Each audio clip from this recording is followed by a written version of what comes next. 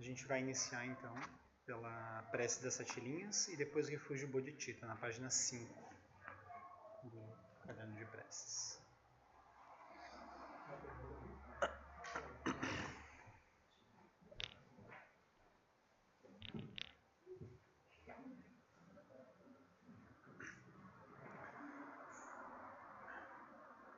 Hon, na fronteira noroeste do país de Ordem, no coração de pólen de uma flor de lótus, você obteve o mais excelente e maravilhoso Siddhi. Renomado como aquele que nasceu do lótus, você está cercado por um vasto séquito de Dakinis. Enquanto pratico seguindo seus passos, rogo que se aproxime para conceder as suas bênçãos.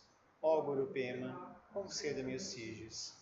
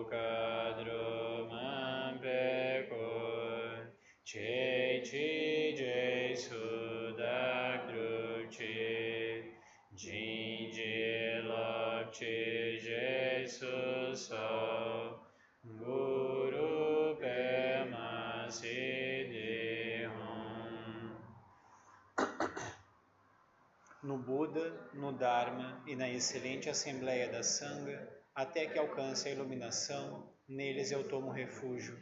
Através da minha prática das 6 perfeições, possam todos os seres sencientes alcançar o estado búdico.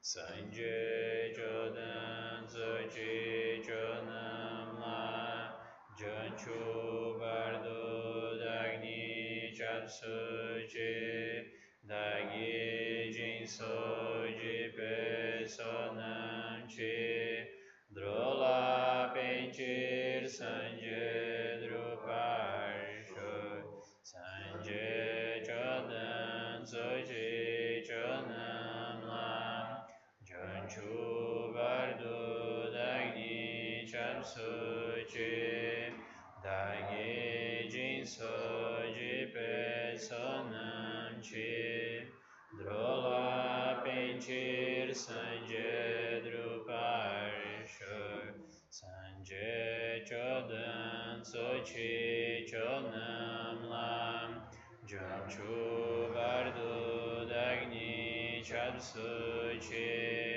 Dagi Jinso Jipe Sonam Chi Drola Penchir Sanje Druparsho.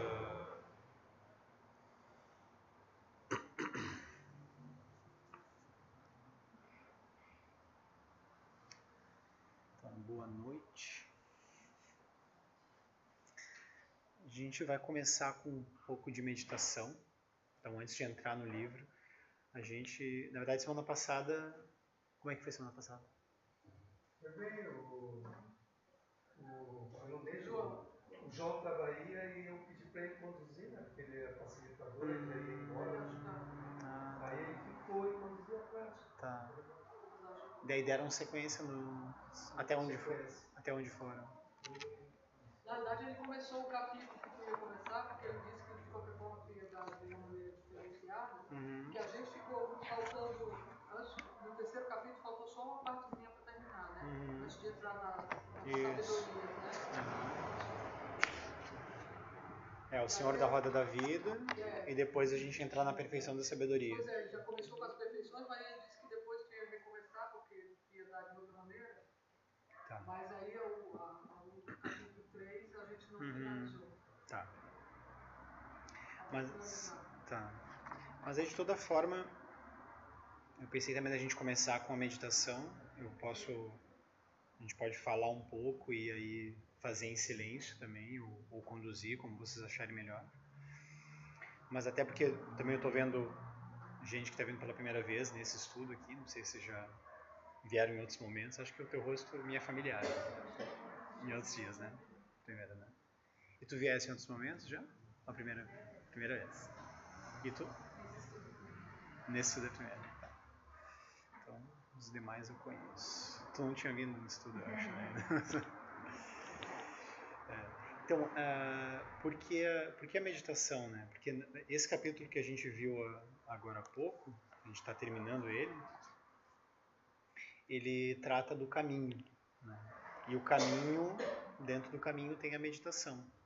Então a gente vai praticar um pouco dela antes de entrar e falar sobre. Então, dentro do budismo tibetano, dentro do budismo como um todo, né? Mas o budismo tibetano tem essa classificação assim que eu acho bem interessante. Para mim ela é muito clara, que é a visão, a meditação e a ação.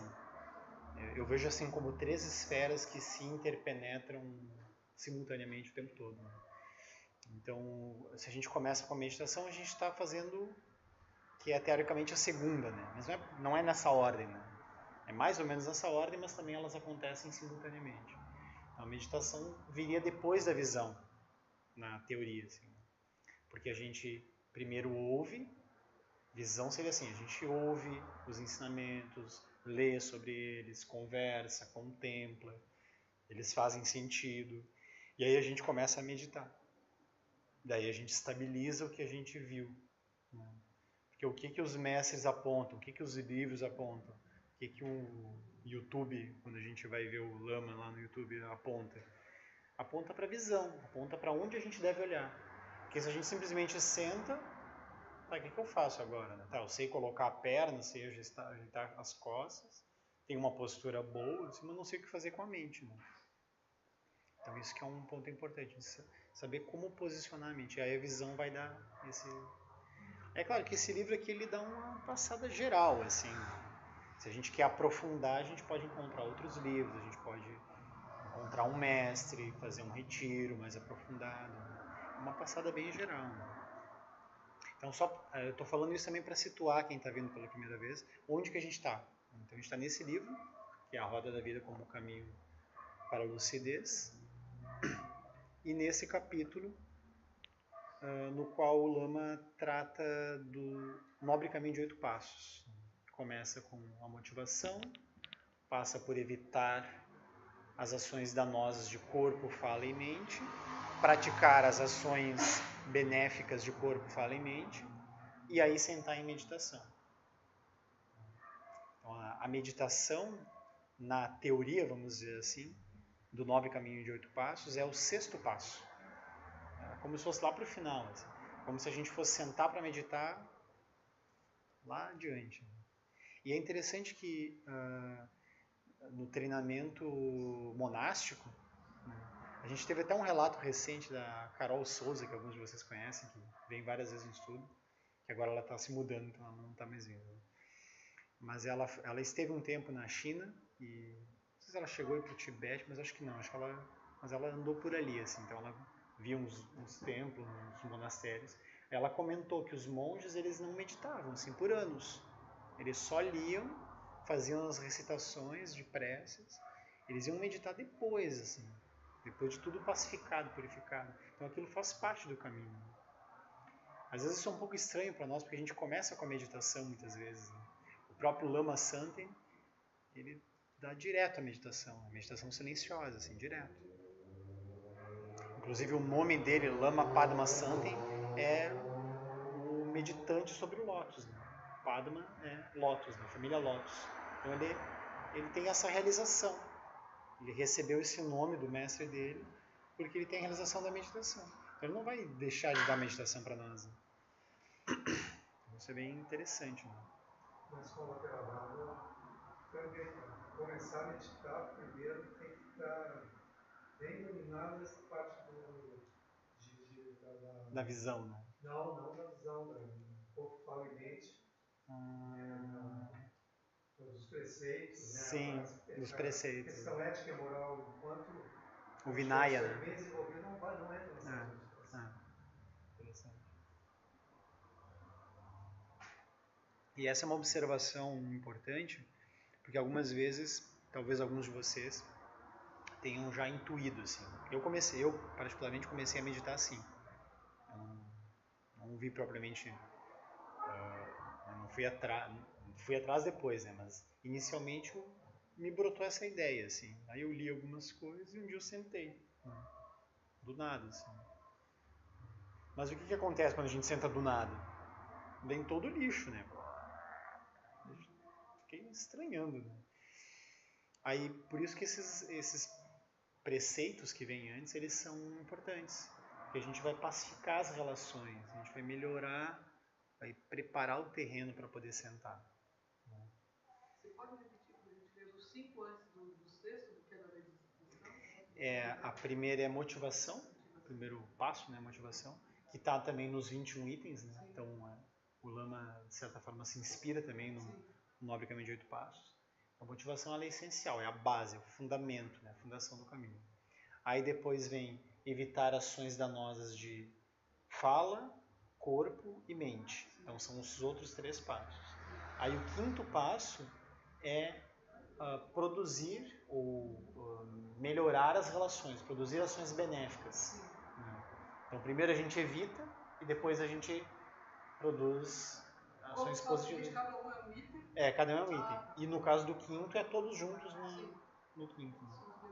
Né? A gente evita as 10 ações não virtuosas e pratica as 10 ações, não são provavelmente ações, né? Mas são as 10 qualidades. Né? As 4 qualidades incomensuráveis e as 6 perfeições. A gente vai praticar isso. Mas isso assim, sempre fazendo essa ressalva, que não é um caminho linear. Né? Por isso que a gente está começando com a meditação. Né? Por isso que o Lama sempre traz a meditação. A gente não é um caminho assim, então só depois que eu vencer todas as ações nocivas de corpo, fala e mente, pacificar todas as relações, aí eu vou poder sentar. Não é necessariamente assim.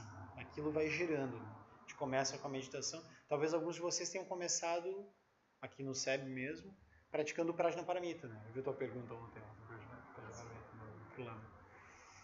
Então, a gente começa com o Prajnaparamita. O Prajnaparamita é considerado o 7º passo. Lá no roteiro de meditação dos 21 itens é o 5º passo. Aí aquilo é um pouco estranho, né? Mas por quê? A gente pode começar por ali. A gente, como o Lama falou, né? A resposta que ele te deu foi muito boa. Né? Aquilo vai florescendo do jeito que a gente entende.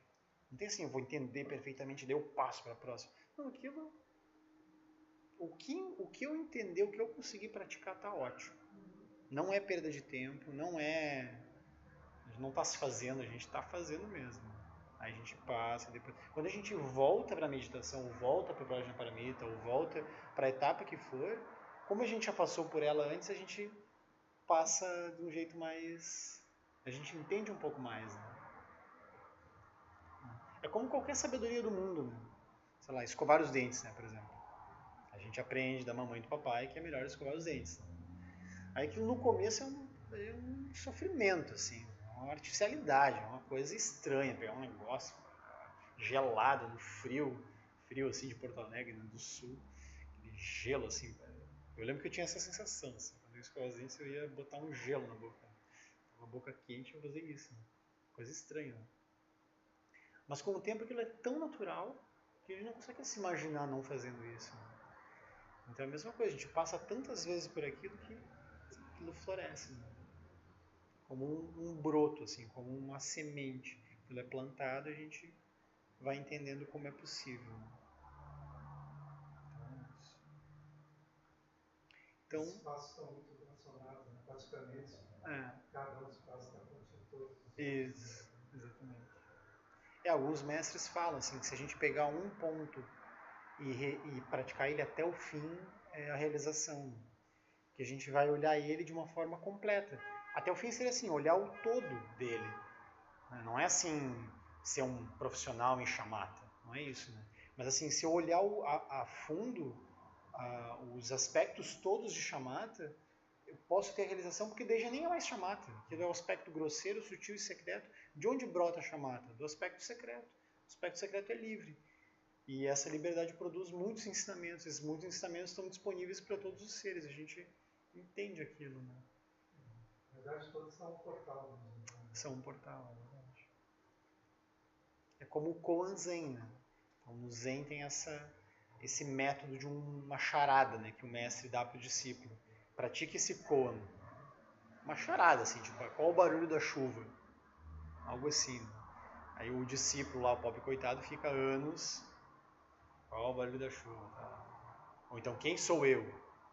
Quem sou eu? Anos, né? Quem sou eu? Aí não tem resposta, né? Mas tu vai a fundo naquilo, pode atingir a iluminação. Entendeu? Pega um detalhe.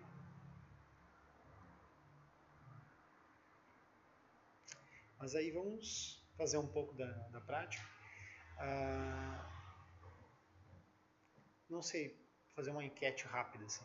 A última vez a gente fez sem condução, né? Eu sei que prefere, né?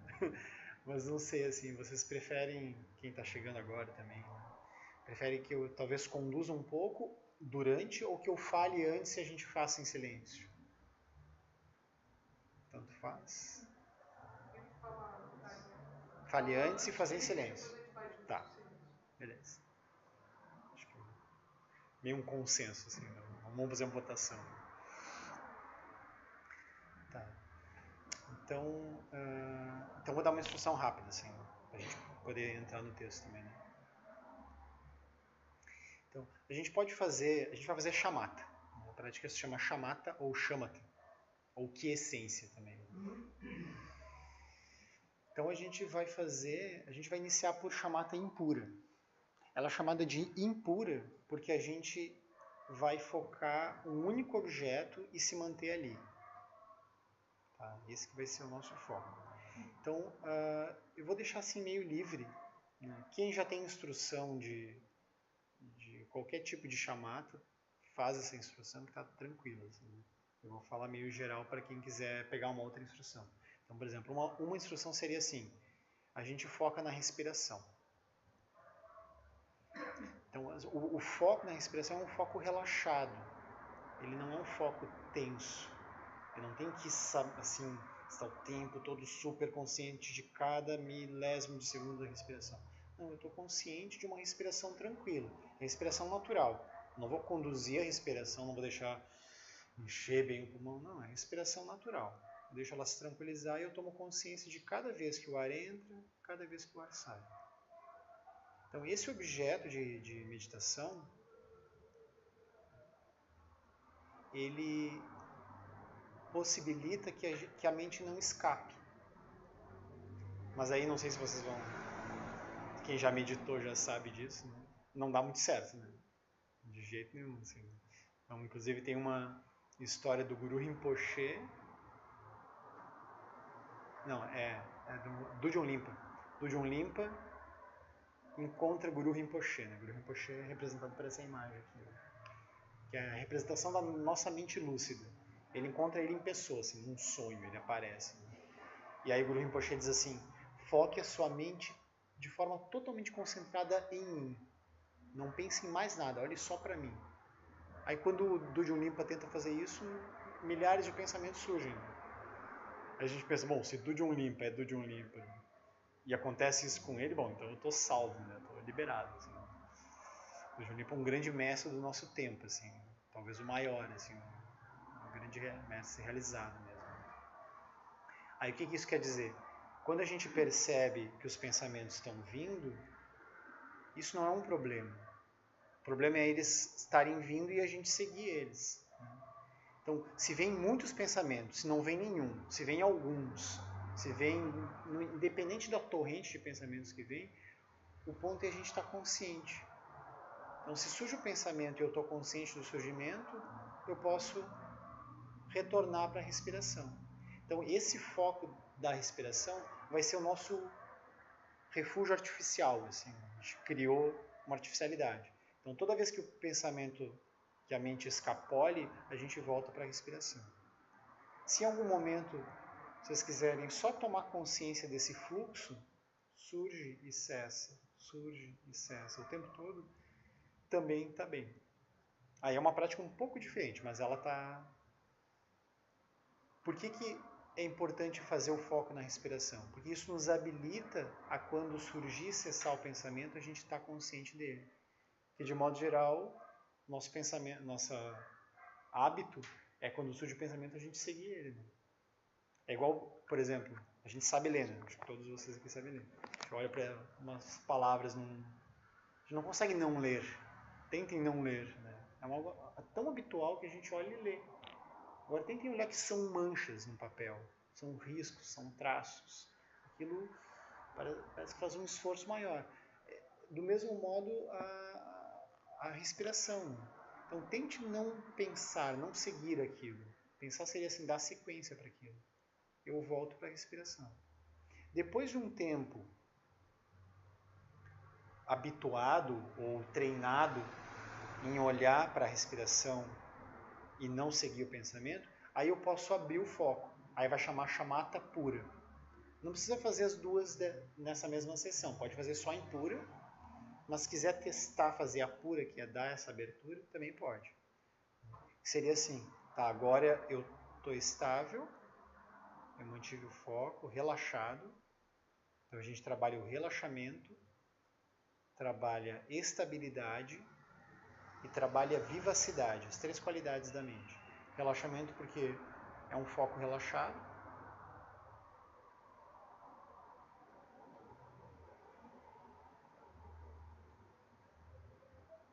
Estabilidade porque eu me mantenho constantemente no mesmo foco. E vivacidade porque minha mente está clara. Eu não tenho um torpor, né? Não tem algo difuso. Tenho uma mente clara. Quando eu tenho essas 3 qualidades, eu posso abrir o foco. Aí, abrindo o foco, eu posso ver o pensamento surgindo, eu sei sobre o que ele é, eu sei o tema, sei lá, a energia que brota em mim, mas eu não sigo. Isso é uma coisa interessante. Aí, se a gente sai de uma sessão de chamata pura e nos perguntarem o que a gente pensou, o que a gente ouviu, a gente sabe responder. Mas a gente está com a mente tão aberta que a gente não perdeu nada. Não sei se vocês já notaram, se a gente começa a focar numa coisa, a gente esquece a outra. É como no trânsito, assim. A gente está lá dirigindo, daqui a pouco vem uma mensagem do WhatsApp. Assim. Imediatamente nossa mente fica polarizada, a gente olha para aquilo, não olha para lá e passa um carro e a gente bate. Então nossa mente perdeu a capacidade de ver de forma ampla. Né? Ela está olhando uma coisa e não está olhando o restante. Mas a chamata impura vai ser justamente olhar uma coisa só. Então, como a gente está num ambiente seguro aqui, né? Não estamos dirigindo, está tudo tranquilo, a gente pode treinar esse foco único. Então, é até recomendável que a gente faça assim, várias sessões só de chamata impura, só com um único foco. E aí a gente treina a mente para abrir em algum momento. Mas, se vocês quiserem testar nessa sessão mais curta, fazer as 2 coisas, também dá. Experimentar, né? Foco fechado, foco aberto. Fechado, aberto. Então, tanto no fechado quanto no aberto, a gente trabalha o relaxamento, a estabilidade e a vivacidade.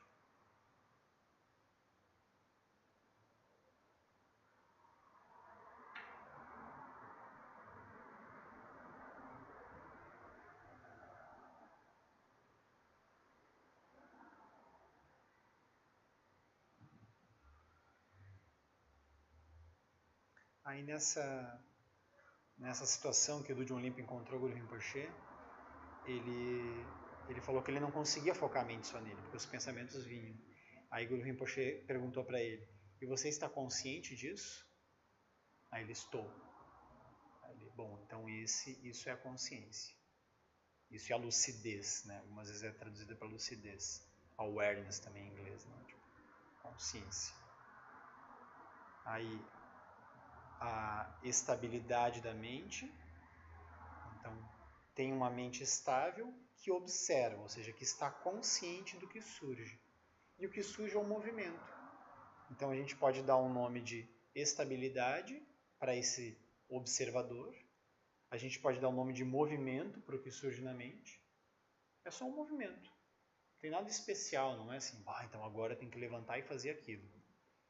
Lembrei que eu deixei o fogão aceso. Nesse caso, eu aconselho vocês a levantar mesmo. Tá? Mas assim, coisas do tipo, o que eu vou comer depois? Não precisa, né? A gente tem um tempinho, assim, não dá pra aguentar a fome, né? O que eu vou fazer amanhã? O que eu vou fazer no carnaval? Coisas desse tipo, a gente... são só movimentos, né?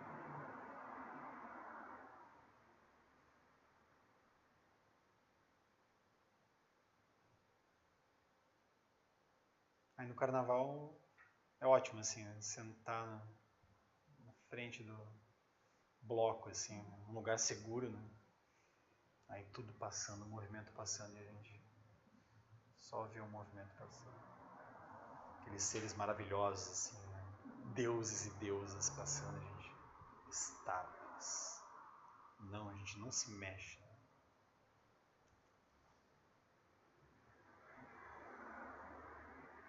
A gente só absorve energia, assim. É como se a gente tivesse dançado, né? A gente só quiser estar ali, né?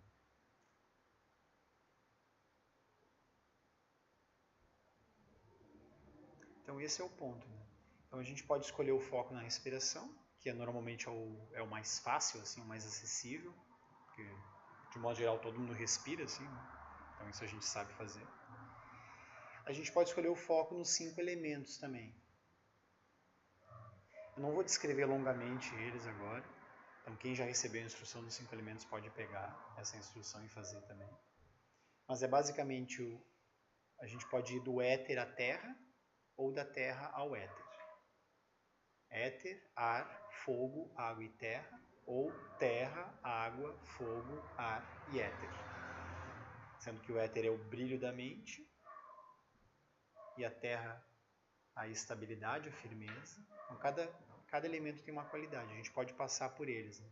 Então, quem já recebeu essa instrução, já ouviu essa prática, pode fazer também.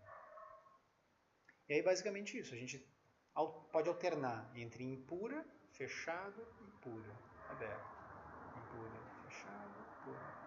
Ou ficar só na impura. É só mantendo o foco. Cada vez que a mente escapa, volta para a respiração ou para os elementos.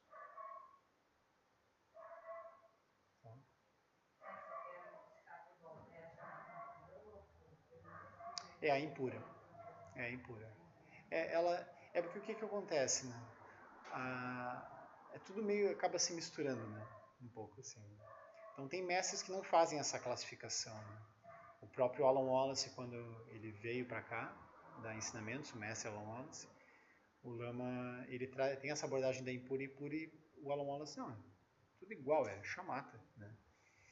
Então é difícil de diferenciar, assim, né? Mas a gente poderia dizer assim, impura é quando a gente está o tempo todo unifocado. Se explodir uma bomba ali, se cair a casa, se tiver um incêndio, a gente não vê nada. Isso seria a perfeição da impura, né? Ou seja, um perigo, né? Agora, quando a mente escapa e a gente volta, isso é o exercício.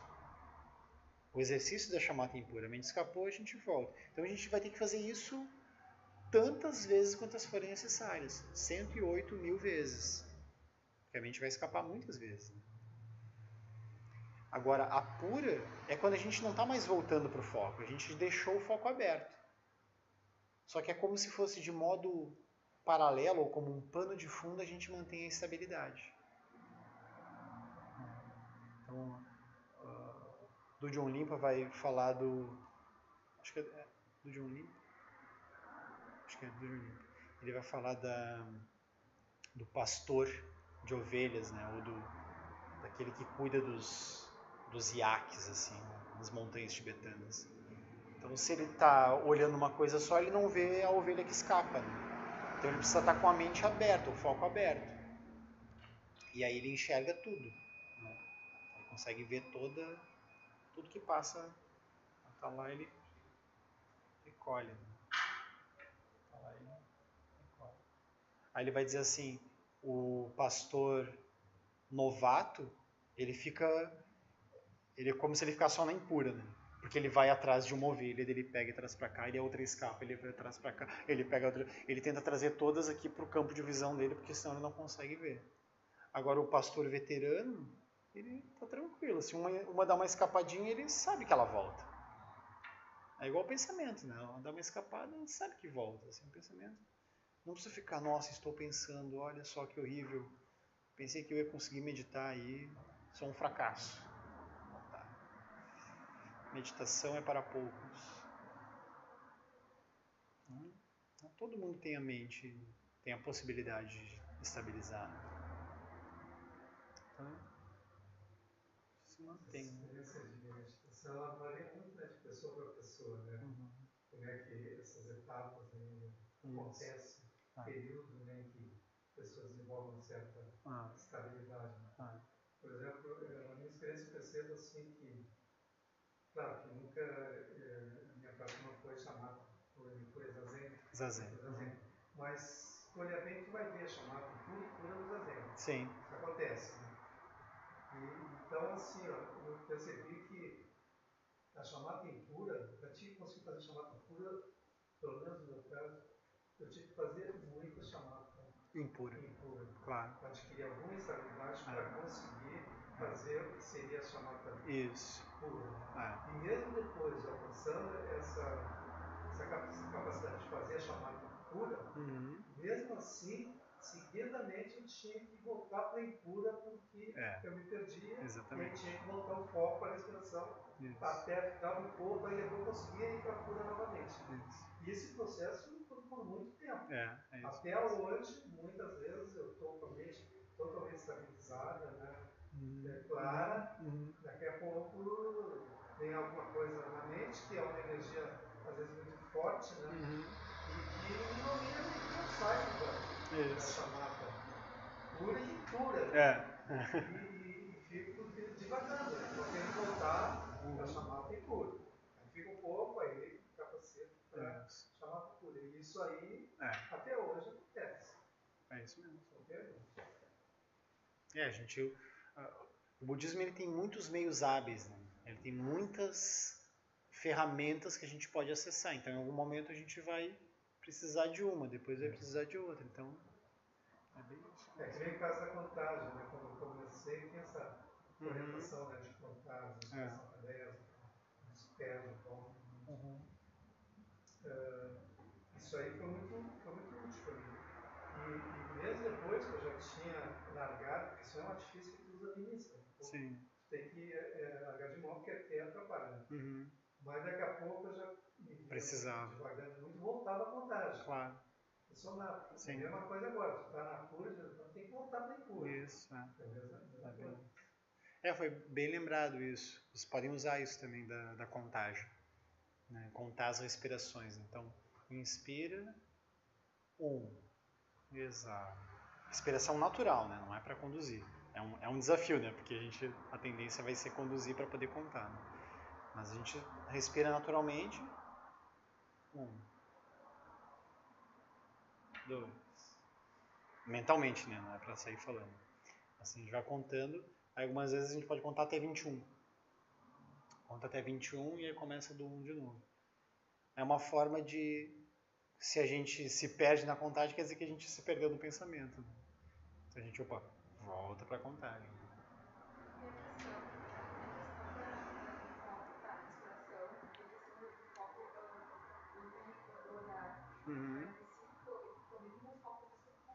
Tem.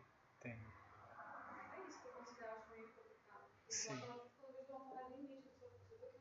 Sim. Mas isso acaba acontecendo mesmo. Porque a gente, algumas vezes tem essa instrução, né? Em vez de focar a respiração, a gente foca um objeto. Né? Pode ser um ponto, pode ser uma imagem, uma flor. Aí se a gente está fazendo a impura, a gente parece que o foco está só no objeto e o resto está desfocado. Na pura, a gente enxerga tudo. Aí tudo está meio desfocado, mas a gente consegue enxergar tudo. Então isso vai acontecendo. Mas como a gente está focando na respiração, em algo imaterial, respiração, energia,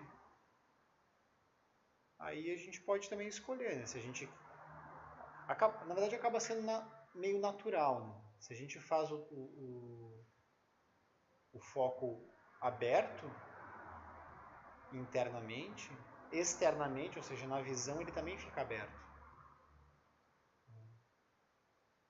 Inclusive ele pode auxiliar, né? Tem uma expressão que eu acho interessante, que é o mudra dos olhos.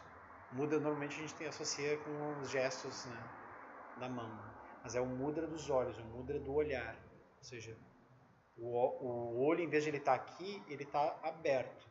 Então eu estou olhando para o centro aqui, mas eu estou vendo a Germana, estou vendo o ventilador, estou vendo a Andréia e o ventilador aqui. Sem precisar me virar. Posso olhar acima, quase olho o ar-condicionado lá e olho abaixo também. Então isso ajuda muito a manter o foco aberto. Então normalmente a instrução é ou 45 graus abaixo ou 90 graus à frente. Esse é Tem um exercício bom para isso, também antigo, é ligar uma vela. Puxar para frente e isso. Olhar a chama da vela. Que ela envolve o outro. Que ele vai tremeluzindo. Ajuda bastante isso.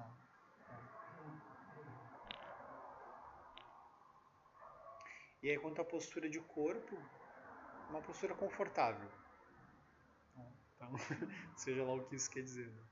Então pode ser na cadeira, pode ser no chão, pode ser deitado eventualmente, pode ser de pé.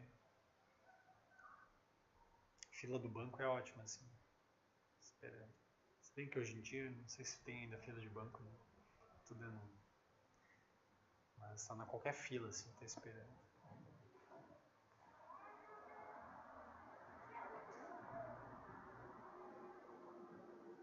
Então é isso. Alguma pergunta? Antes da gente mergulhar. Então acabou sendo assim um pouco de visão, porque, né, tem essa instrução do foco, e aí tem a meditação. E a meditação a gente tem que experimentar, né? Ninguém pode experimentar por nós, né? Então é um pouco isso. Uma prática que vocês falaram da contagem, né? Tem uma que é boa também, que tu conta e quando tu esperas, volta para um. Isso. O número continua. Exatamente. Volta para um. Isso. E às vezes é só na inspiração que tu conta, ou só na inspiração, isso. ou nos dois. É bem. Não tem essa questão não. A contagem, às vezes, que eu fiz ajudou muito, assim. É muito bom isso da contagem.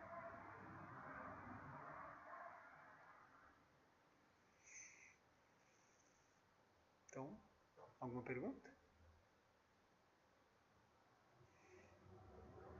Então, vamos lá.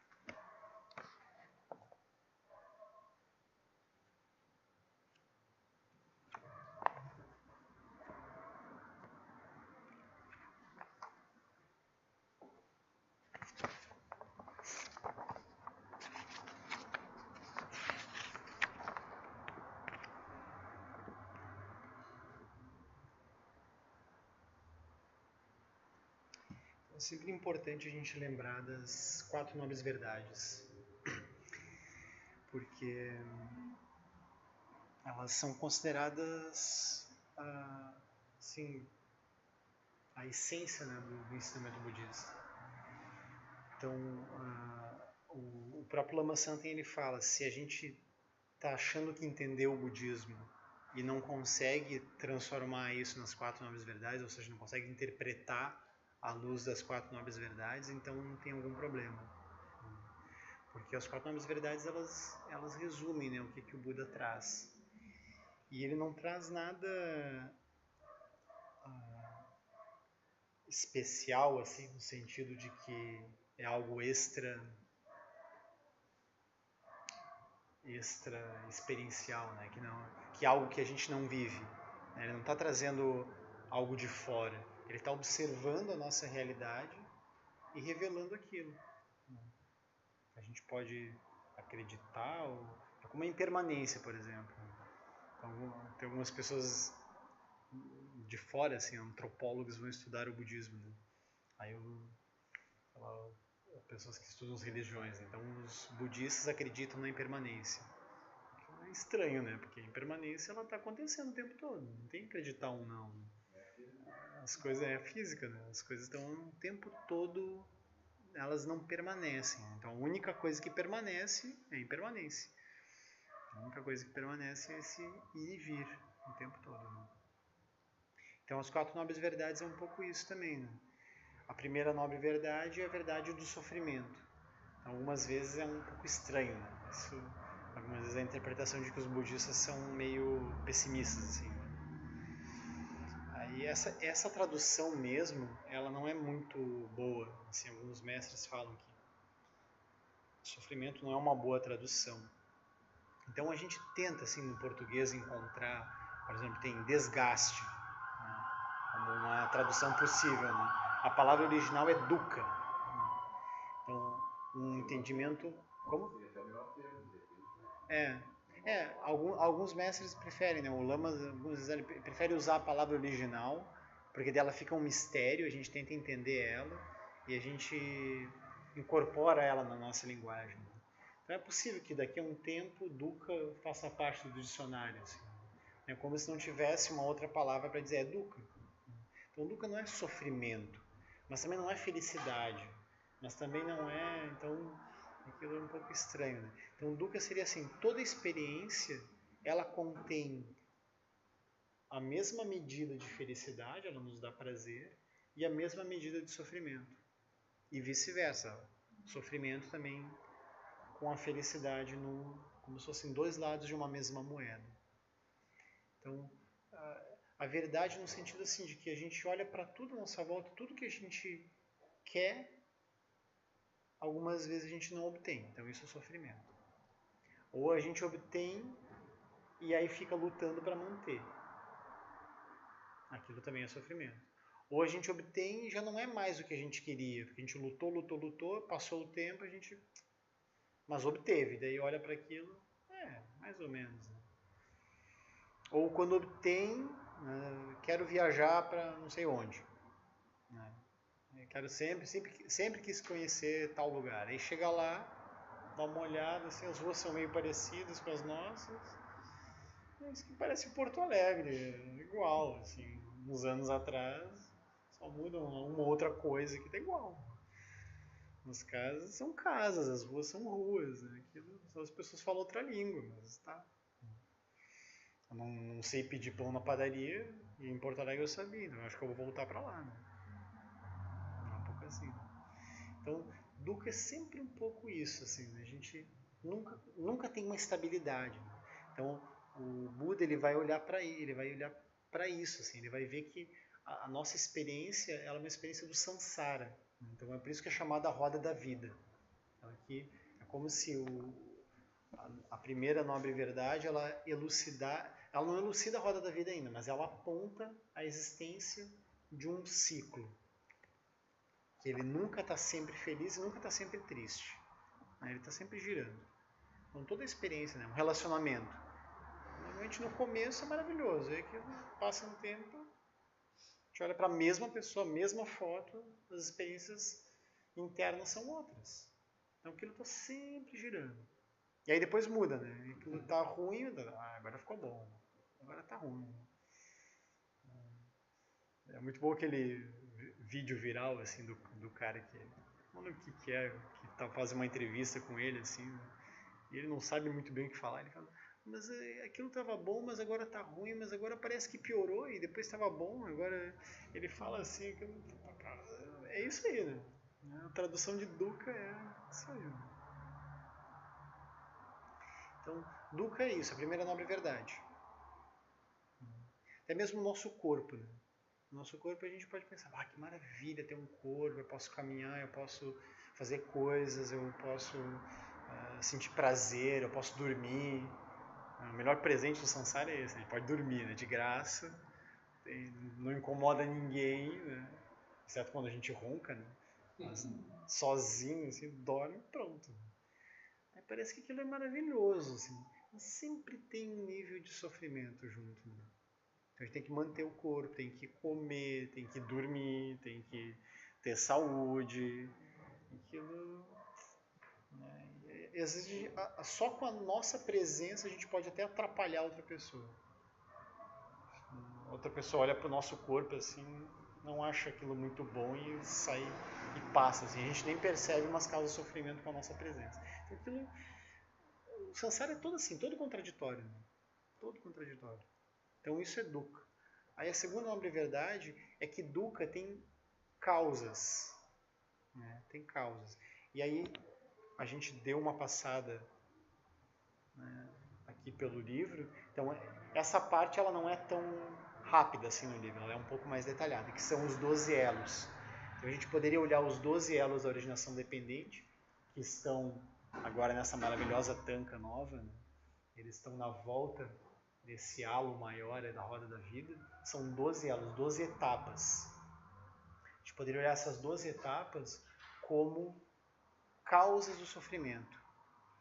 Por que são 12 etapas que são a causa do sofrimento? Porque o Buda ele vai enxergar isso, ele vai ver que progressivamente a gente vai aumentando a complexidade da nossa relação com o mundo, vai tornando ela mais grosseira e vai gerando mais fixação. Então, de um espaço amplo surge a vidya, que é o primeiro elo, a primeira etapa. A vidya é cegueira. Então a gente olha, cegueira assim, não é cegueira porque eu não vejo, mas cegueira porque eu vejo. Ignorância também, uma tradução seria ignorância. Mas assim, de novo, né, é bom trazer o termo original porque ele fica meio misterioso. Então, por exemplo, avidya seria assim, não visão. Vidya é visão, a é negação. Né? Avidya é não ter a visão. Não ter a visão ampla. A gente perde a visão ampla e fica focado. Tem um foco. O foco seria assim, eu começo a olhar uma coisa e não olho o todo. Poderia ser essa a forma de interpretar. Mas também poderia ser assim, a mente se divide em sujeito e objeto. O que antes era amplo, era um só, passa a ser dois. Então a vidya seria assim, o início da dualidade. No livro da Jason Paul, tem uma maneira de caçar macaquinho na Índia. Eles pegam uma cumbuca e botam uma fruta dentro. E o macaquinho vai e pega a fruta. E aí quer tirar, não consegue. Ele fica preso. Aí o caçador pega. Ele desesperado para tirar, mas era só abrir a mão e sair. É a vida. Ele só abrir a mão e não pega. Não, meu filho, é aquilo. É o nosso pensamento.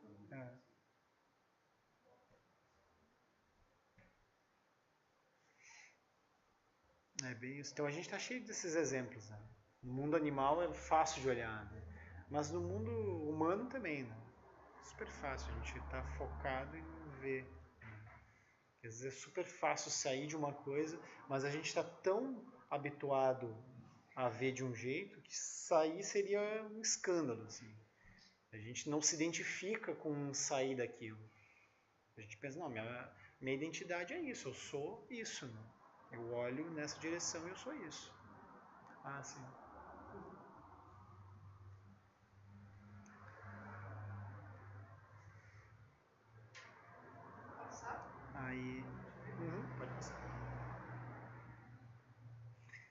aí causas... A gente ainda está na segunda norma de verdade, né? Eu vou passar rapidamente nos 12 elos, não vamos detalhar tanto.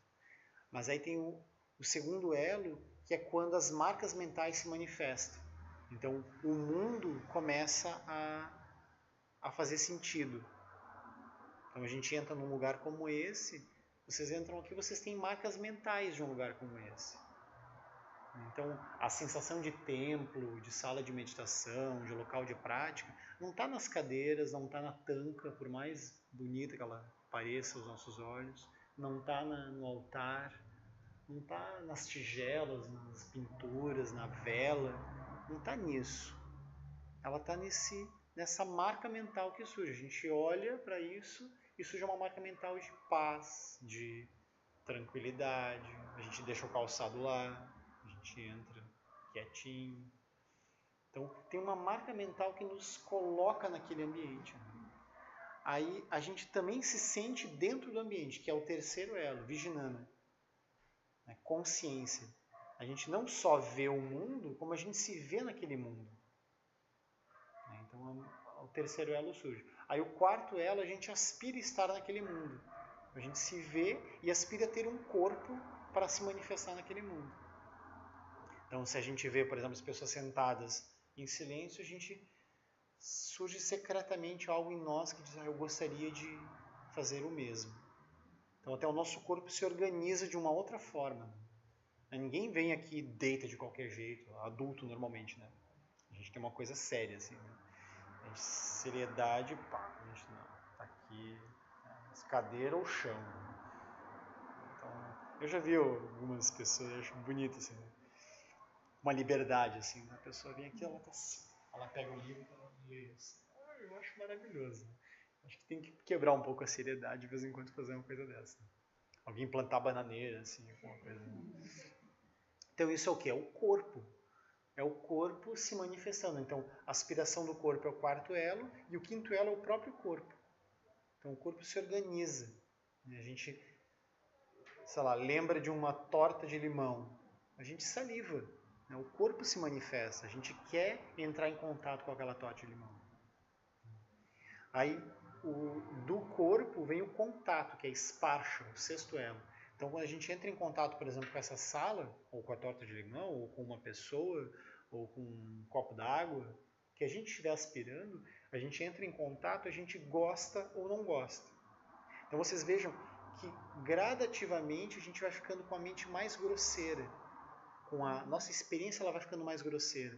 Antes era totalmente ampla, aí ela virou dual, aí teve as marcas, aí teve a aspiração do corpo, teve o contato, aí agora o mundo todo é eu gosto, eu não gosto.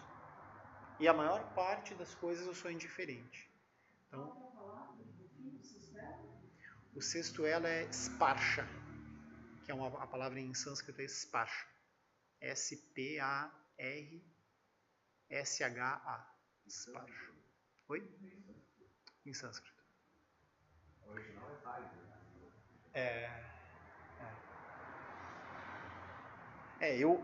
Eu confesso que eu não tenho certeza se é sânscrito, tá? Pode ser que seja Pali, mas eu acho, pela grafia, assim, eu acredito que é sânscrito mesmo. Até se alguém souber, puder me ajudar. Mas eu acredito que é sânscrito, sim. Porque é uma nomenclatura que vem da cultura védica, né?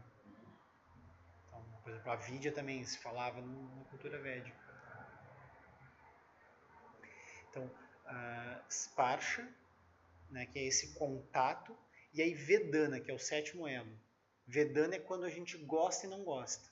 Então, Sparsha é o contato e Vedana é o mundo é eu gosto, eu não gosto e eu sou indiferente.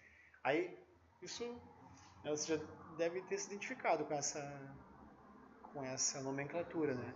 Porque a nossa vida toda é isso, né? Inclusive a nossa linguagem é essa, né? Quando alguém nos conta, eu estou trabalhando, comecei um trabalho novo. Nossa primeira pergunta é, tá gostando? O gostar define, assim. Comecei a namorar, tá gostando da pessoa? É um pouco isso. Me mudei de casa, tá gostando dos vizinhos? Gostou da nova casa? Gostou da cidade onde você visitou?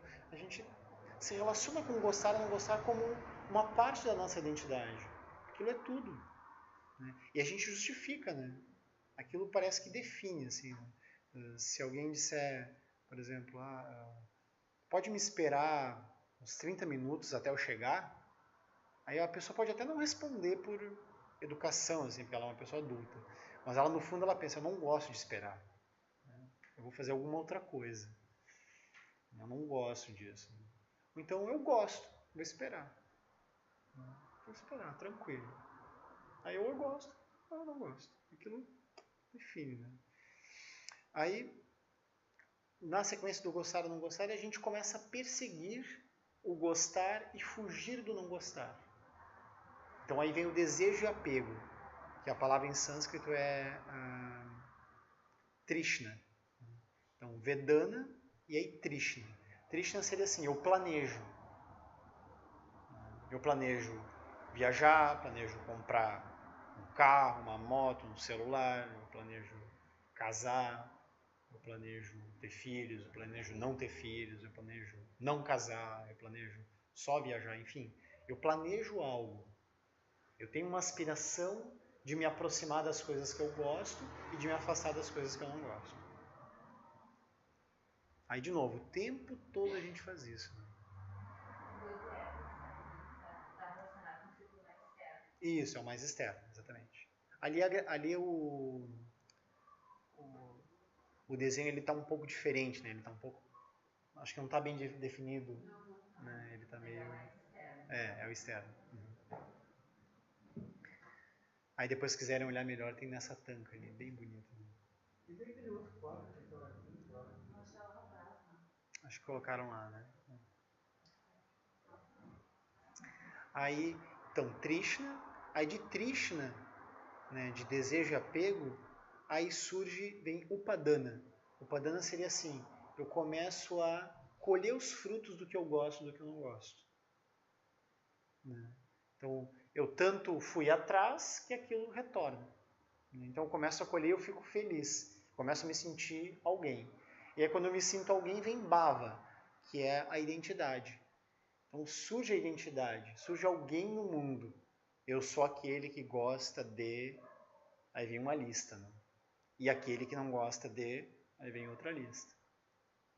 A nossa definição é totalmente essa. Né? Então, esse é um bom papo mais clássico para começar a namorar. Né? Você gosta do quê? Tarará, tarará, tarará. Você não gosta do quê? Tarará, tarará. Ah, que bom, a gente gosta dessas coisas, então a gente vai juntos fazer tal coisa. Aí tem a lista. Né? Fuma, não fuma, bebe, não bebe. Gosta de viajar, gosta de... Quais músicas, quais bandas você gosta? Já foi no show do não sei quem? Tá tudo lá. Pronto. Né? Aí eu não fui, mas gostaria de ter ido. A gente foi no mesmo show, a gente não se encontrou, por pouco. Eu fiquei bem perto. Eu também fiquei bem perto. Eu tava lá, não sei. Pronto. Né? Exatamente. Aí papo de namorado budista é assim. Né? Qual sua estrutura kármica? A minha é essa, a minha também. Em quais bolhas você entra normalmente? Eu entro nessa, essa aqui tá acabando, essa outra não sei o quê. A bolha da ex-namorada, essa tá resolvida, então você pode se aproximar, assim, mais ou menos isso. Aí tem a bolha dos filhos, essa aí eu não consegui me livrar, porque afinal de contas tá aí, né? Se você quiser assumir junto, tamo junto. Alguma coisa assim. Entra nessa bolha comigo. Mas eu nunca participei da bolha dos filhos. Aí papo budista é assim. Aí continua no samsara igual, mas pelo menos incorpora a linguagem. Né? Que é um pouco assim. Mas isso de incorporar a linguagem é interessante. Né? Ela pode não... A gente não libera, né? Mas pelo menos a gente começa a entender os processos. Né? A gente entende que a coisa não é tão óbvia assim. Né? Ela é construída. Então, isso a gente tudo está na segunda nobre verdade, né? Que é a construção. Então, entender a construção é um grande passo.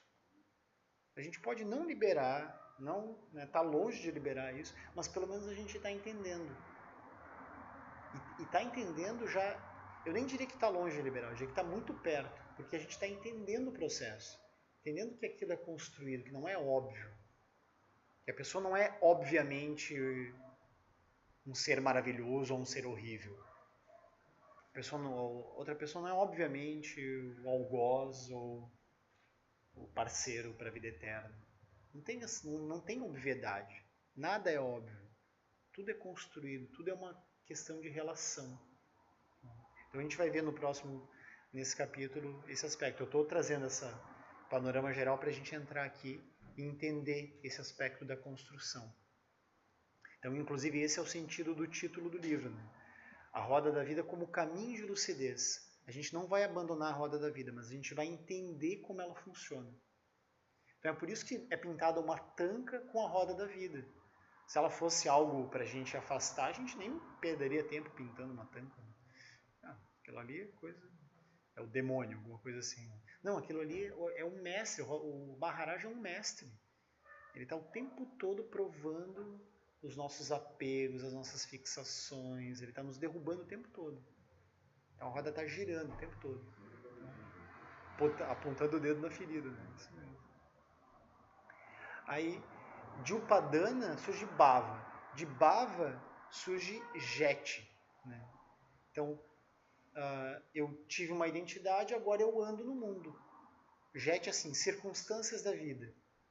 Eu não só tenho uma identidade, como eu tenho identidade de mãe, de filha, de namorada, namorado, tenho profissional de tal área, meu hobby é não sei o que, nos fins de semana eu faço não sei o que, agora eu comecei a correr, então tantas vezes eu estou nessa identidade de corredor, de corredora, e assim vai indo, as várias identidades. Aí o Lama traz essa imagem que na roda da vida não é pintada, mas que eu acho uma imagem perfeita para ilustrar esse elo, que é o 11º, que é a imagem do equilibrista, com muitos pratos para equilibrar. Como se ele tivesse colocado aquelas varas, né, como um prato, então ele está equilibrando aqui, ele deixa o prato girando. Para o prato não cair, ele tem que continuar girando. Né? Se ele para, ele cai. Né? Ele não está fixado, ele está girando. Então ele vai lá, gira e deixa girando. Ele vai lá, gira o outro prato e deixa girando. E aí quando aquele prato começa a querer parar, ele tem que ir de novo lá girando. Então a nossa vida é o tempo todo isso. Né? Então a gente recebe mensagem do WhatsApp, né? Aí os grupos que criaram no Facebook, no WhatsApp, assim, eles são para girar os pratos. Né? Se a gente não se manifesta no grupo de tanto em tanto, assim, as pessoas acham que a gente morreu, que a gente não dá bola, alguma coisa assim. Se alguém manda mensagem, aparece os 2 vizinhos azuis assim, e a gente não responde, aquilo é horrível. Né? Não está girando aquele prato. Então o tempo todo a gente está precisando girar os pratos. Né? Se a gente não leva namorada para jantar de vez em quando, aquilo é um problema. Aí o prato quebra os pratos em casa, né? Aquele problema. Aí o tempo todo é isso. Né? Emprego é a mesma coisa. Aquilo é horrível, né? Imagina faltar o emprego. Né, Arthur? Imagina. Não ia, assim, na inauguração da obra. Assim, a pessoa não vai, não vou. Vou pro estudo no SEB, assim, pronto. Aí deu, né? Aí a pessoa começa a riscar da lista, assim, né? Aí o prato ou a bolha do emprego é daquelas mais sólidas que tem. Né? A gente tem toda uma justificativa, né? A fila anda, você não vem, tem que cumprir as obrigações, tem que pagar tem que ter salário para poder pagar a conta. Aquilo parece que o mundo todo é isso. Isso é um mundo do reino humano. O reino humano é isso, a gente aspira a acumular recursos para obter coisas que a gente acumula também em casa, aquilo fica enchendo a nossa casa, ocupa a nossa mente, e a gente acha que a vida é isso. E a gente transmite isso para as gerações subsequentes. Né? Pelas costas, né? A gente nem para pensar. Né? Nem senta com o filho e diz assim, bom filho, eu fiz isso porque eu não sabia fazer de outro jeito, mas eu quero que tu me ensine a fazer diferente. A gente não faz isso, a gente naturalmente vai fazendo e o filho faz, a gente se alegra quando o filho passa no vestibular, quando se forma, quando tem um emprego, tem uma casa, tem filhos, aquilo perfeito. Assim. Se sai um pouco dessa dessa lógica a gente acha estranho. Mas aí, o que é o ponto? Né? Então, estou falando, meio criticando isso, assim, né? Mas o ponto não é abandonar. Né? Mas, então agora eu entendi, agora eu vou abandonar tudo. Agora eu vou deixar o emprego, vou deixar o namoro, deixar as obrigações com a família, não vou sair para almoçar com a família, final de semana, nada. Vou só meditar. Não, aí também não é assim. O que a gente vai fazer? A prática, o caminho, como a gente estava vendo agora há pouco, ele nos ajuda a elucidar essa construção. Então, seja onde vocês estiverem, se vocês conseguirem manter a estabilidade da mente, praticar shamatha como a gente fez, por exemplo. Não precisa ser durante o trabalho, mas assim, a gente pratica shamatha quando é possível. E aí, na relação, no trabalho, na relação de amizade, de namoro, de família, a gente está com a mente estável. A gente está pacificando as relações. E a gente está entendendo como a roda da vida se processa, como os 12 elos se processam. A gente naturalmente vai emanar essa sabedoria, sem precisar fazer nenhum esforço. Porque a gente vai brincar com aquilo. Né? Se alguém vier super no nosso trabalho, assim, né? Nosso sócio, a gente tem uma sociedade e daí daqui a pouco a gente começou a praticar. Né? Aí a gente começa a ver com mais leveza tudo. Né? A gente continua lá, faz perfeito aquilo. Né? Aí a gente não vai entrar muito hoje, mas, por exemplo, a gente poderia praticar 5 sabedorias no trabalho. Acolher o outro no mundo dele, entender que o outro é um igual comigo, estruturar a vida, assim vai indo. Né? Mantendo daquele jeito, a gente está sorrindo. Aí o sorriso vem com o quê? Com a perfeição da sabedoria, que a gente vai ver agora. Então a gente está sorrindo. Aí o nosso sócio está super atarantado, querendo cumprir prazos, querendo conversar com os chineses que vieram numa reunião não sei do que. Aí tem uma viagem marcada para não sei onde, aí os gastos estão aumentando e não sei o que. A gente está lá sorrindo, fazendo tudo perfeito, mas sem se abalar. A gente pode ser que pode ser estranho. Nosso sócio, nossa sócia vai olhar assim que a gente tomou alguma droga, né? Uma coisa estranha, assim, super estranha. Na assembleia também, né? Chega lá estável, assim, sorrindo para tudo. Né? As pessoas querendo cumprir prazo, querendo cumprir prazo. Aí tá a Luciane lá promovendo encontros semanais de meditação. Coisa meio fora da casinha, assim. Estranho. Mas essa estranheza começa a interessar. Porque a pessoa começa a ver, bom, a pessoa tá estranha, mas ela tá melhor, né? Ela tá sorrindo, tá mais coradinha, tá bem, assim. Não tá se abalando quando acontece tal coisa. Não tá reclamando, ou reclama menos, ou sei lá. Alguma coisa mudou, né? Aí a pessoa começa a ficar curiosa. Né?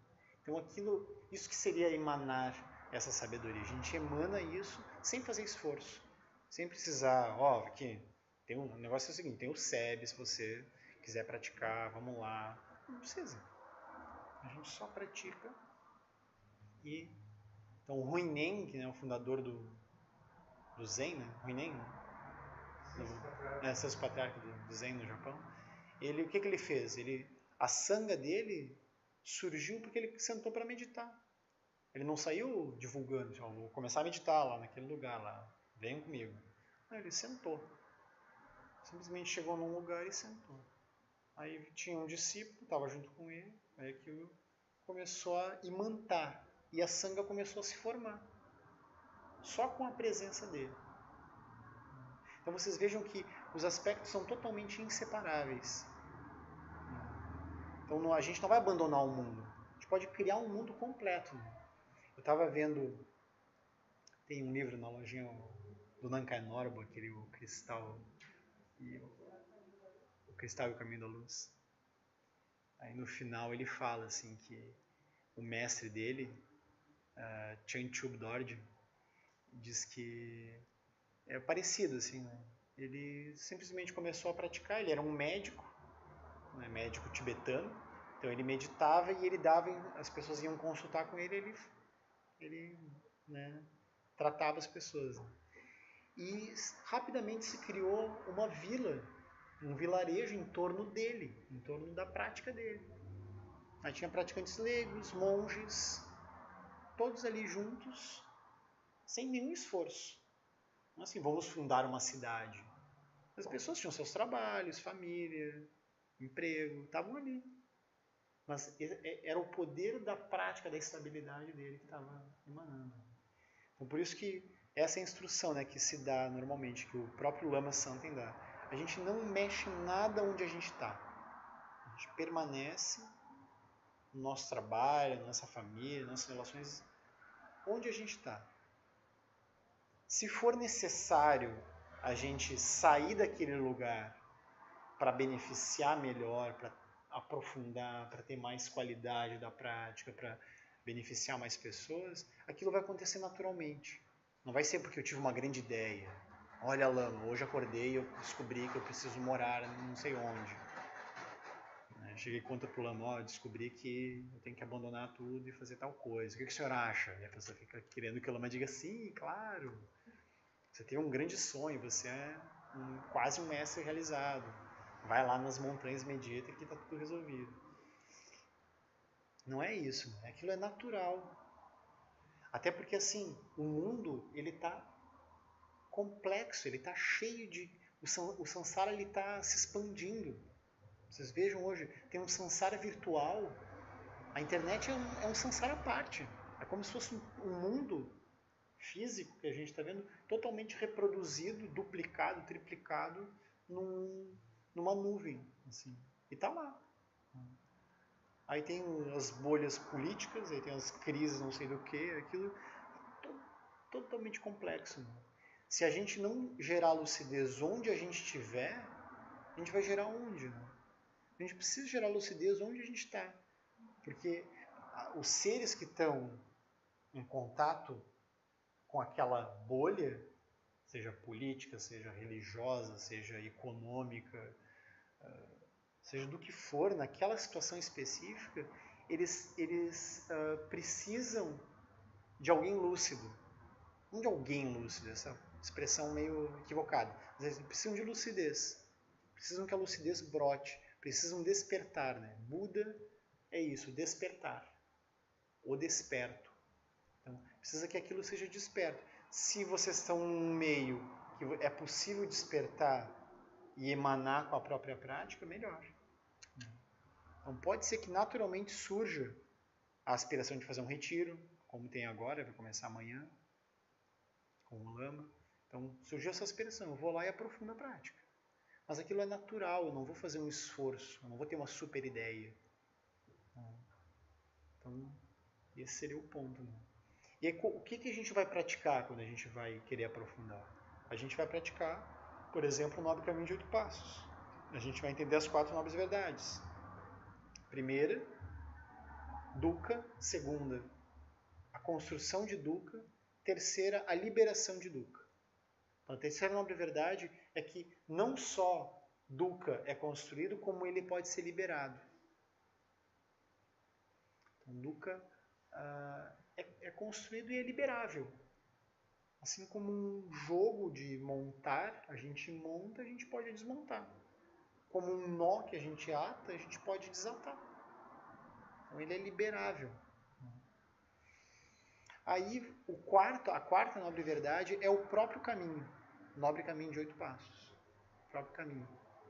Então o Buda oferece essa instrução preciosa. Gere motivação.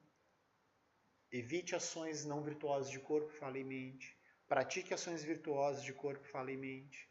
Estabilize a mente. E aí, 7º passo. Aí o 7º passo é o capítulo 4, a perfeição da sabedoria. Então, depois de contemplarmos os ensinamentos sobre as 4 nobres verdades e começarmos a operar com as qualidades capazes de pacificar nossas relações no mundo, a meditação poderá progredir até o ponto da chamada sabedoria transcendente, quando nos tornamos capazes de atribuir um duplo grau à realidade, atravessando do plano relativo para o absoluto, como quem olha para o desenho de um cubo e desloca a visão de uma figura para outra. Então, quem não esteve nas outras os outros encontros. Só vou trazer a figura do cubo, que é a isso que ele está se referindo, né? Uma vez tinha, né? Na Sadhana tem também, né? Vocês podem pegar na Sadhana. Página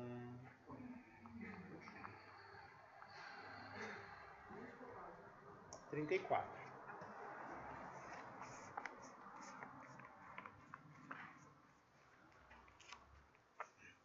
Então, a compreensão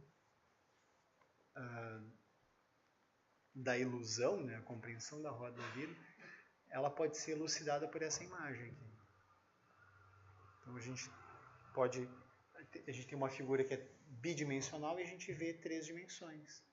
Então, isso é uma loucura coletiva, né? Todo mundo pode olhar e ver um cubo.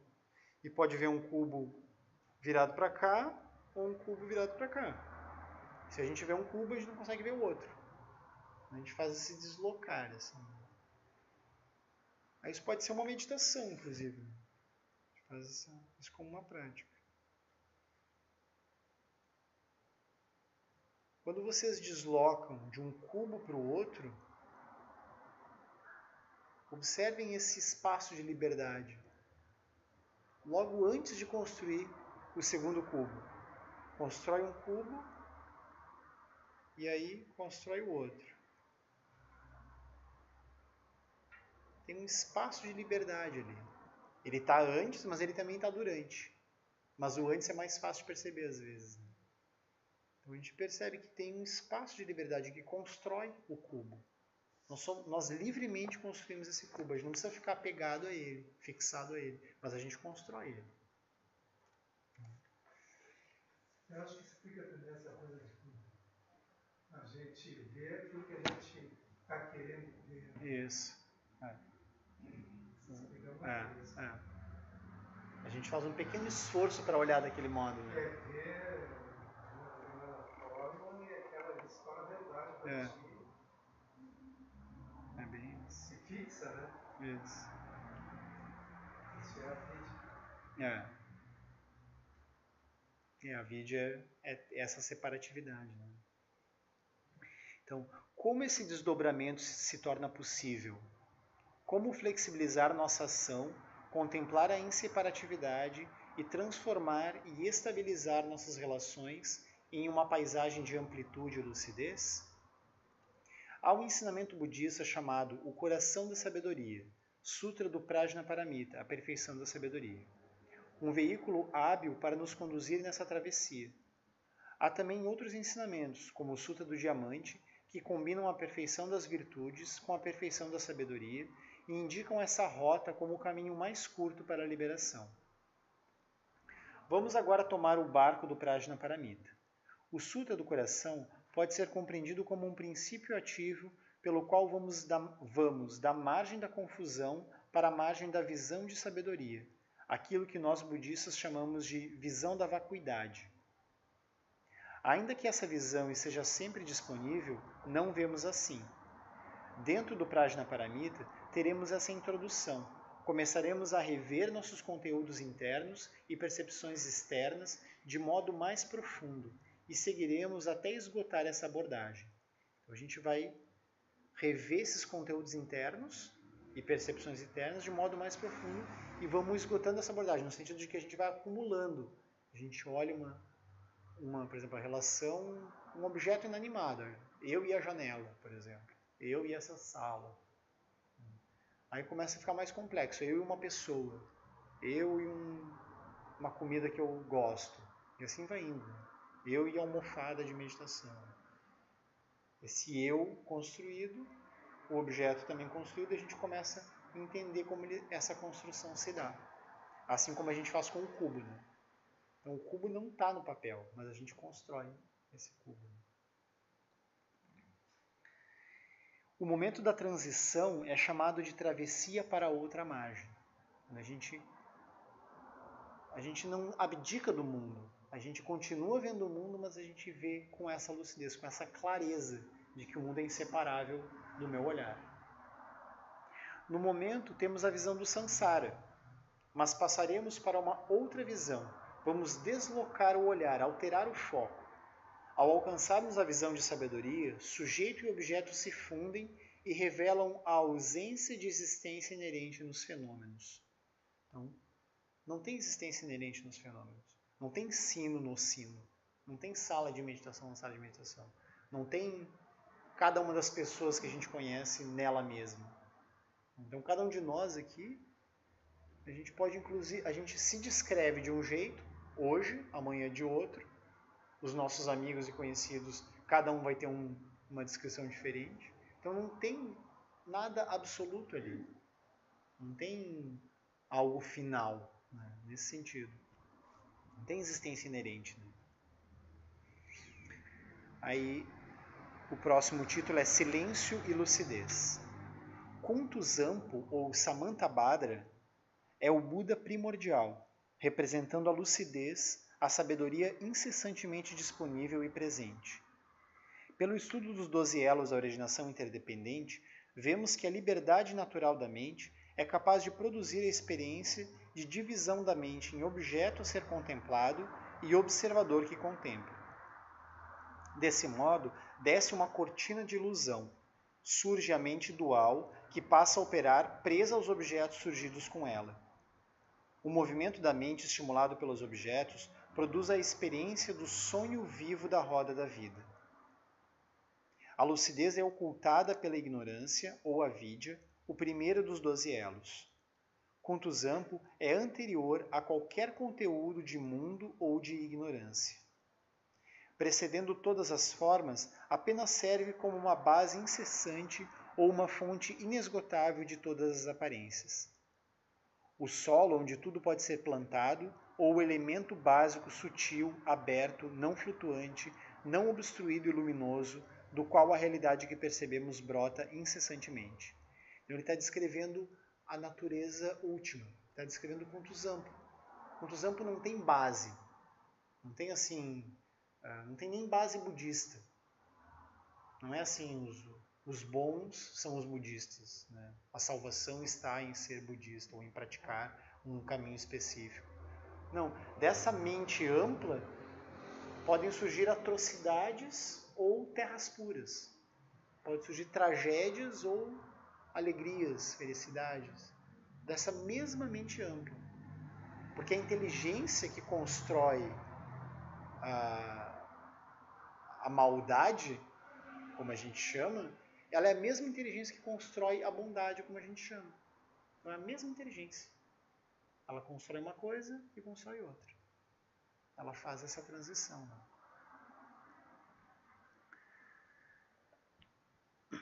E ela permanece estável, incessante, uma fonte inesgotável de todas as aparências.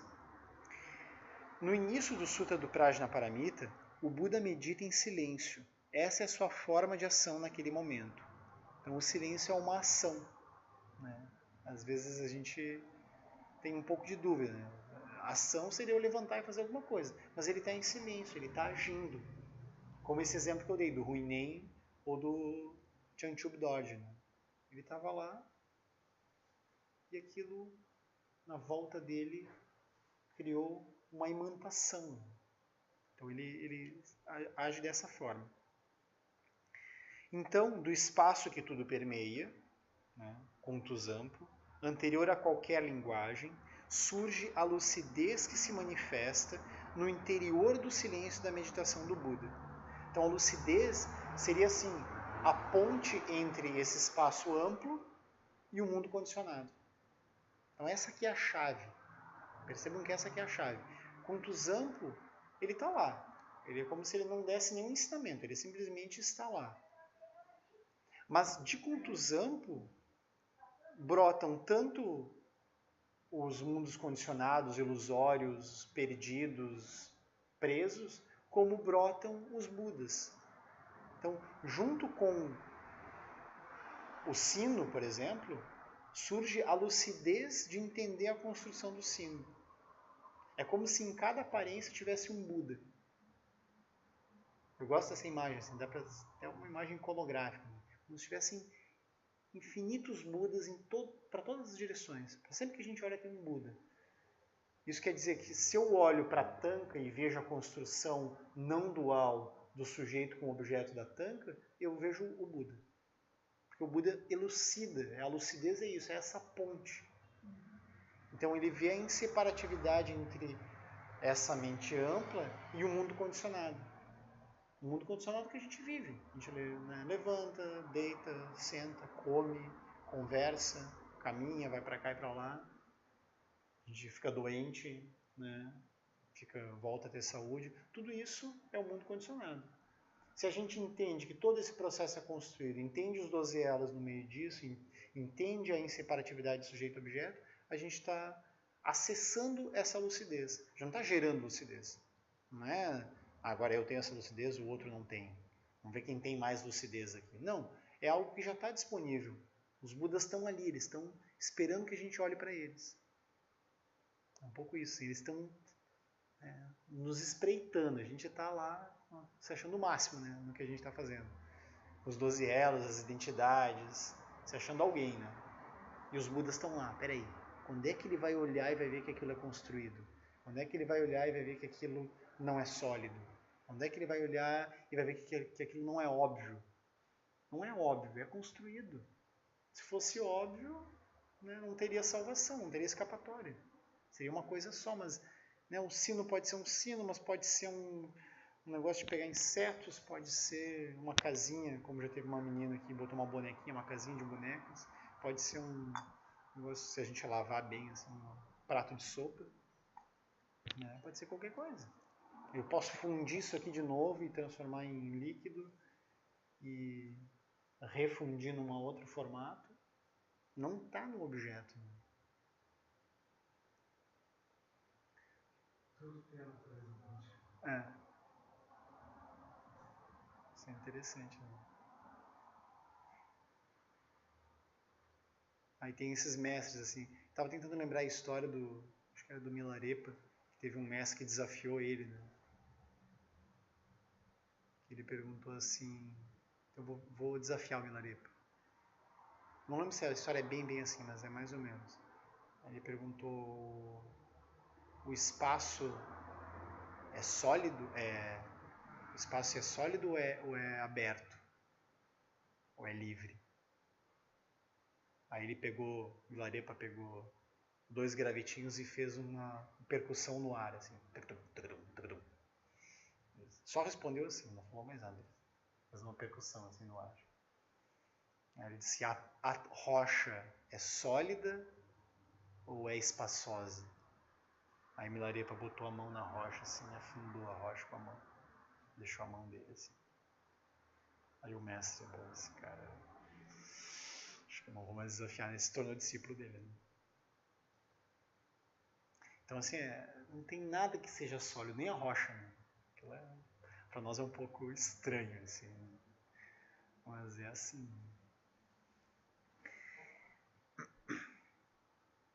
Então surge a lucidez que se manifesta no interior do silêncio da meditação do Buda.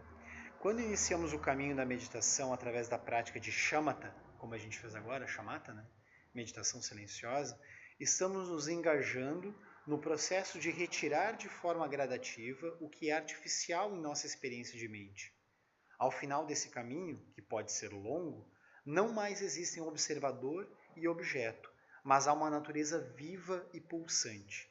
Não encontramos um ser ou uma identidade, mas uma lucidez, uma presença luminosa e livre. Quando tiramos o que não é natural, as artificialidades, ficamos com a experiência da base não construída. Quando a gente retira as artificialidades, fica a experiência da base não construída. Essa experiência é simbolizada por Kuntuzam, ou Samantabhadra, que é esse Buda primordial. É a base incessante, não construída, livre e luminosa. O princípio ativo onde toda a experiência de mundo convencional é produzida, começando com o primeiro elo da originação interdependente, a separatividade entre objeto e observador. Podemos perder consciência da presença dessa base, mas não perdemos a própria base. Então isso é importante de entender. Né? Então mesmo um animal, assim, um cachorro, um mosquito, ele não perde a base. Ele não perde a natureza búdica. mas ele perde a consciência. De modo geral, a gente não está consciente disso. A gente pode perder essa consciência, como de modo geral a gente está sem consciência dessa base. Mas a base a gente não perde.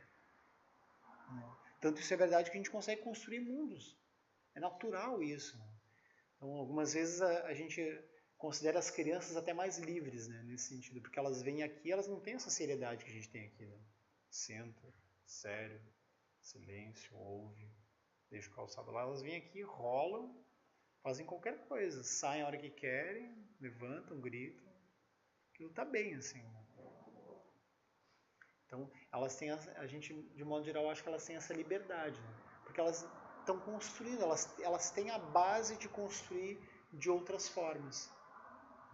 Assim como a gente veio para essa casa aqui, que foi outras coisas, eu acho que até provavelmente moraram pessoas aqui, deve ter morado famílias aqui, e a gente olhou para essas paredes e construiu luminosamente com o nosso olhar uma sala de meditação.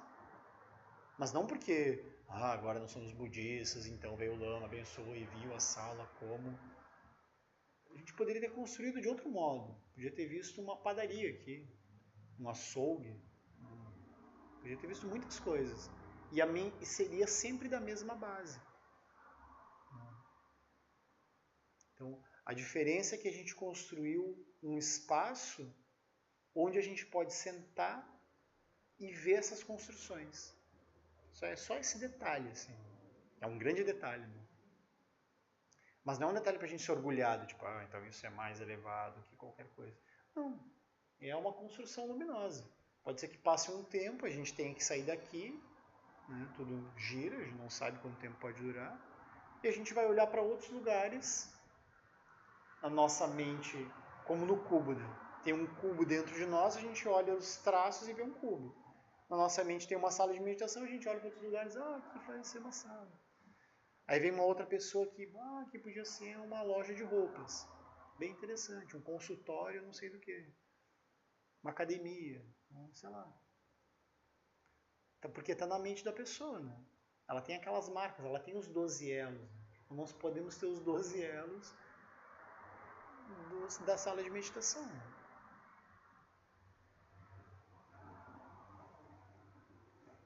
Então, o problema não são os 12 elos, o problema é a fixação. A fixação seria assim, sala de meditação é assim, entenderam?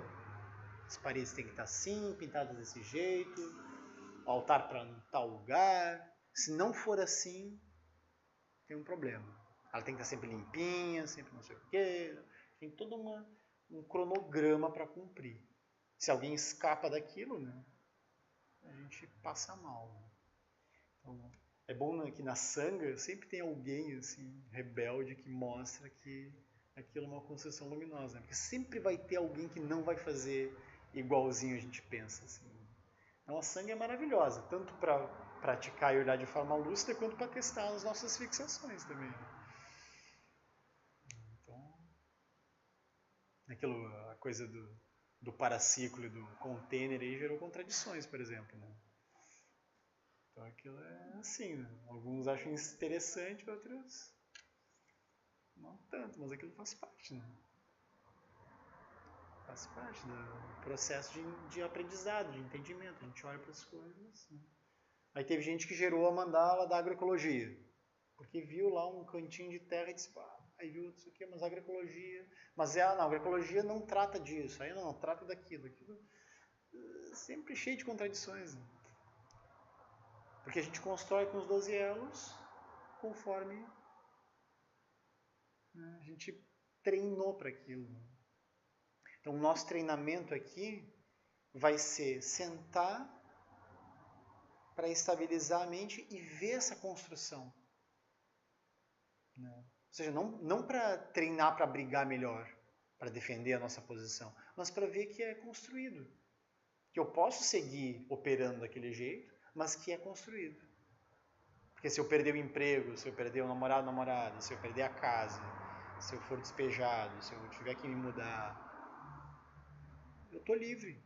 A mente é livre. Eu posso ir para outro lugar e a mente permanece livre. Né?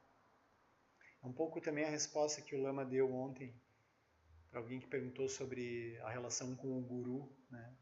Como que a pessoa chega lá, como é que eu estou um pouco longe aqui do mestre, do lama, como é que eu faço?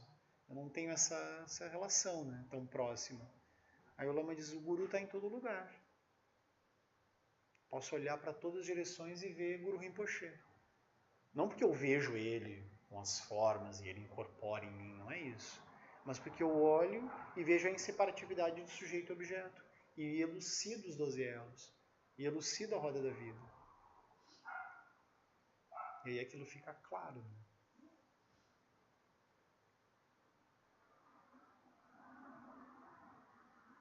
Mas acho que a gente vai se despedir, para não ficar muito tarde. Não sei se tem alguma pergunta urgente. Então, página 38. A gente parou na página 104, tá? Do livro. Me ajudem a lembrar. Como? Boa lembrança. Próxima quinta, então eu começo o retiro amanhã à noite. Algumas atividades do SEB Porto Alegre continuam, são poucas, mas algumas continuam. Então no site tem lá o que continua e o que sai. E algumas são suspensas porque o facilitador ou a facilitadora estão fazendo o retiro, então a gente suspende a prática e convida todos a fazerem o retiro com o Lama também, né, que sempre é muito bom. Ainda tem vagas, dá para se inscrever pelo site, não precisa fazer o retiro todo, pode fazer uma parte só. Então fica esse convite. E aí na outra quinta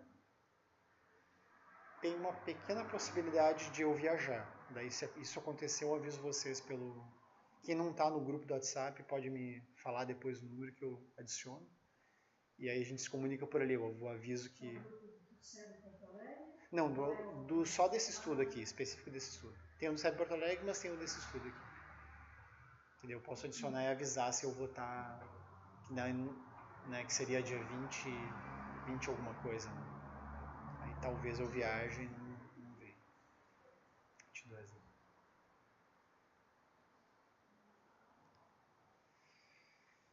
Então, que os méritos deste encontro se expandam e toquem a todos. Que o Mestre Universal da Paz e da Compaixão, Sua Santidade o Dalai Lama, juntamente com todos os mestres de todas as tradições que veiculam essa mensagem, tenham longa vida. Que todos estejam a salvo de gerar pensamentos negativos, o obstáculo mais destrutivo. Que esses pensamentos nunca surjam em nossa mente e que todos os seres também estejam livres de pensamentos negativos. Ao longo de minhas muitas vidas e até este momento, todas as virtudes que tenho alcançado, inclusive os méritos gerados por essa prática, e todas as que vier a conseguir, ofereço para o bem-estar dos seres sencientes. Possam a doença, a guerra, a fome e o sofrimento diminuir para todos os seres, enquanto sua sabedoria e compaixão aumentam nesta e em vidas futuras. Possa eu perceber todas as experiências como sendo tão insubstanciais quanto o tecido do sonho durante a noite, e imediatamente despertar para perceber a manifestação de sabedoria pura no surgir de cada fenômeno. Possa eu rapidamente alcançar a iluminação para trabalhar sem cessar pela liberação de todos os seres.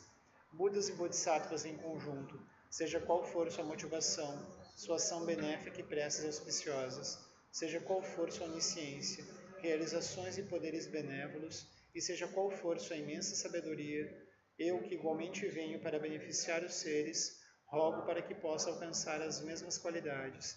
Neste exato momento, possam nem mesmo os nomes doença, fome, guerra e sofrimento ser ouvidos pelas pessoas e nações da terra, mas possam sim sua conduta moral, mérito, riqueza e prosperidade crescer, e possam a suprema bem-aventurança e bem-estar sempre surgir para elas.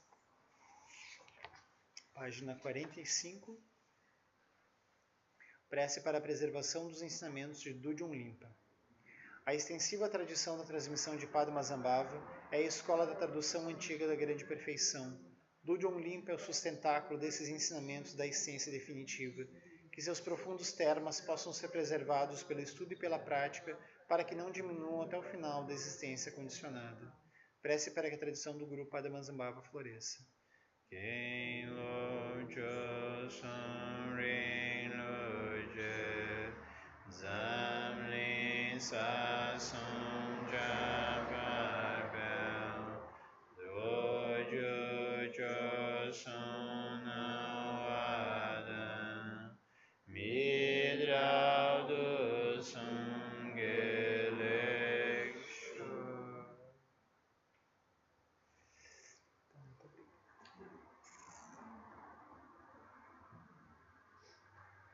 Então, sempre lembrando que tem a nossa caixa de doações. As doações são livres.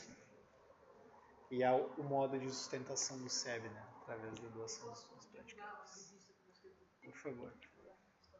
Aliás, muito boa. Quase terminei de ler. Maravilhosa.